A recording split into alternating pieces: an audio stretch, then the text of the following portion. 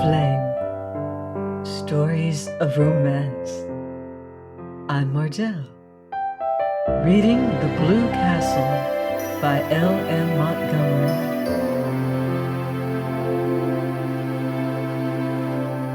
Chapter 15. "Let us be calm," said Uncle Benjamin. "Let us be perfectly calm." "Calm?"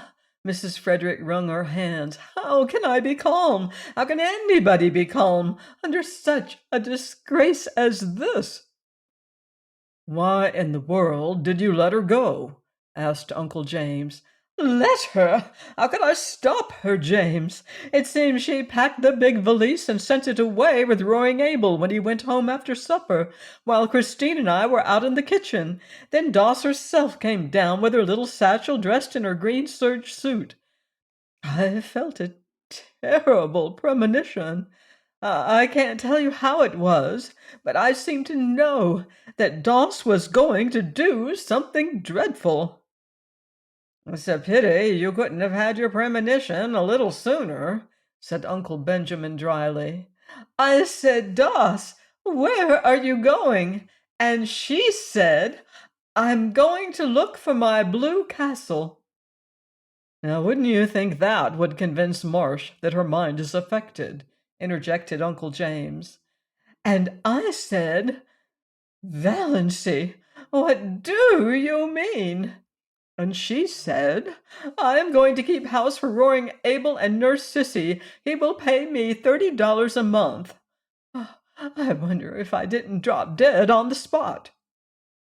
"You shouldn't have let her go. You shouldn't have let her out of the house," said Uncle James. "You should have locked the door, anything." "She was between me and the front door. And you can't realize how determined she was. She was like a rock. Now that's the strangest thing of all about her. She used to be so good and obedient, and now she's neither to hold nor bind. But I said everything I could think of to bring her to senses. I asked her if she had no regard for her reputation. I said to her solemnly, 'Dolls, when a woman's reputation is once smirched, nothing can ever make it spotless again. Your character will be gone forever if you go to Roaring Abel's to wait on a bad girl like Ciscay.'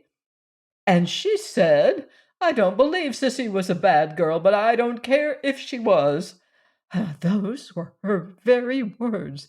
'I don't care if she was.'" "She's lost all sense of decency," exploded Uncle Benjamin. "Cissy Gay is dying," she said, "and it's a shame and disgrace that she's dying in a Christian community with no one to do anything for her. Whatever she's been or done, she's a human being." "Well, when it comes to that, I suppose she is," said Uncle James with the air of one making a splendid concession. "I asked Doss if she had no regard for appearances. She said, 'I've been keeping up appearances all my life. Now I'm going in for realities. Appearances can go hang. Go hang.'" "An outrageous thing," said Uncle Benjamin violently. "An outrageous thing." Which relieved his feelings, but didn't help anyone else. Mrs. Frederick wept. Cousin Stickles took up the refrain between her moans of despair. "I told her, we both told her, that Roaring Abel had certainly killed his wife in one of his drunken rages and would kill her. She laughed and said, 'I'm not afraid of Roaring Abel. He won't kill me, and he's too old for me to be afraid of his gallantries.'" What did she mean? What are gallantries?" Mrs. Frederick saw that she must stop crying if she wanted to regain control of the conversation. "I said to her, 'Valancy, if you have no regard for your own reputation and your family's standing, have you none for my feelings?' She said, 'None.' Just like that. None."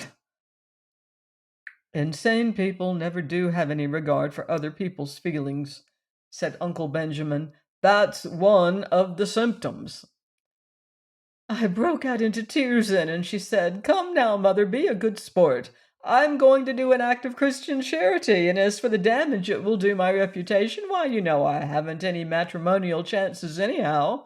So what does it matter?" And with that, she turned and went out. "The last words I said to her," said Cousin Stickles pathetically, "were, 'Who will rub my back at nights now?' And she said, uh, no, I cannot repeat it." "Nonsense," said Uncle Benjamin. "Out with it. This is no time to be squeamish." "She said," Cousin Stickles' voice was little more than a whisper, "she said, 'Oh, Dorn, to think I should have lived to hear my daughter swearing,'" sobbed Mrs. Frederick. It was only imitation swearing," faltered Cousin Stickles, desirous of smoothing things over now that the worst was out. But she had never told about the banister. "It will only be a step from that to real swearing," said Uncle James sternly. "The worst of this," Mrs. Frederick hunted for a dry spot on her handkerchief, "is that everyone will know now that she is deranged. We can't keep it a secret any longer. Oh, I cannot bear it." "You should have been stricter with her when she was young." "I don't see how I could have been," said Mrs. Frederick, truthfully enough. "The worst feature of the case is that Snaith scoundrel is always hanging around Roaring Abel's," said Uncle James. "I shall be thankful if nothing worse comes of this mad freak than a few weeks at Roaring Abel's. Cissy can't live much longer." "And she didn't even take her flannel petticoat," lamented Cousin Stickles. "I'll see Ambrose Marsh again about this," said Uncle Benjamin, meaning Valancy, not the flannel petticoat. "I'll see Lawyer Ferguson," said Uncle James. "Meanwhile," added Uncle Benjamin, "let us be calm." Please join me next time for another romantic chapter of The Blue Castle by L.M. Montgomery, here on Love's Tender Flame. Until then, love deeply and live beautifully.